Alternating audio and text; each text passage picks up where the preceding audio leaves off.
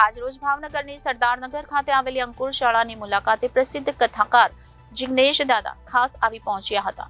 ભાવનગર શહેરના ખાતે જિગ્નેશ દાદાની કથાનું આયોજન કરવામાં આવ્યું છે.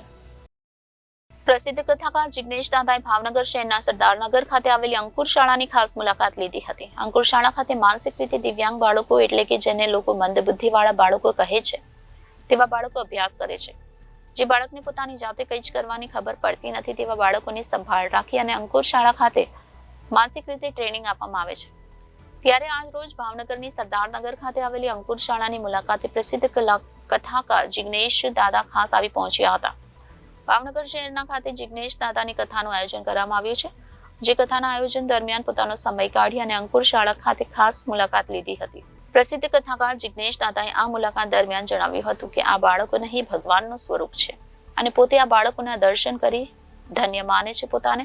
અને આજે તેની મુલાકાત લઈ ખબર પડી કે સૌરાષ્ટ્ર અને એમાં પણ ભાવનગરમાં અંકુર શાળા જેવી સંસ્થા આવેલી છે જે આવા બાળકોને ટ્રેનિંગ આપવામાં આવે છે જે પોતાની અવસ્થાને લઈને આવ્યા છે. આવા બાળકો આવા ભગવાનને મળી ખૂબ આનંદ થયો હતો.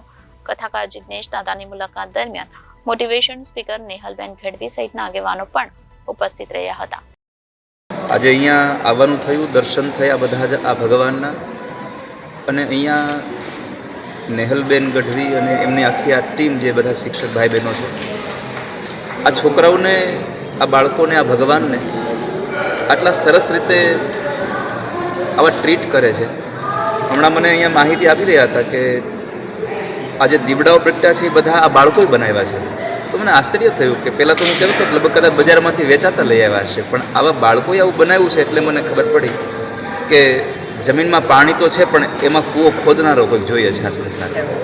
એટલે આ ભગવાન બધાય અંકુર જે મંદબુદ્ધિની આ શાળા છે, આજના દિવસે મને આનંદ થયો કે આવી સ્કૂલોમાં પણ આપણા સૌરાષ્ટ્રમાં ભાવનગર જેવા આવા શહેરમાં આટલી સુંદર એક સંસ્થા ચાલે છે કે જ્યાં જન્મજાત જે બાળકો પોતાની અવસ્થાને લઈને જ આવ્યા છે એ અવસ્થાના બાળકોને સારી અવસ્થાએ પહોંચાડવાના, સારા સ્થાને પહોંચાડવાના પ્રયત્ન આ અંકુર સ્કૂલ કરે છે. એટલે મને એનો આનંદ છે આજના દિવસે.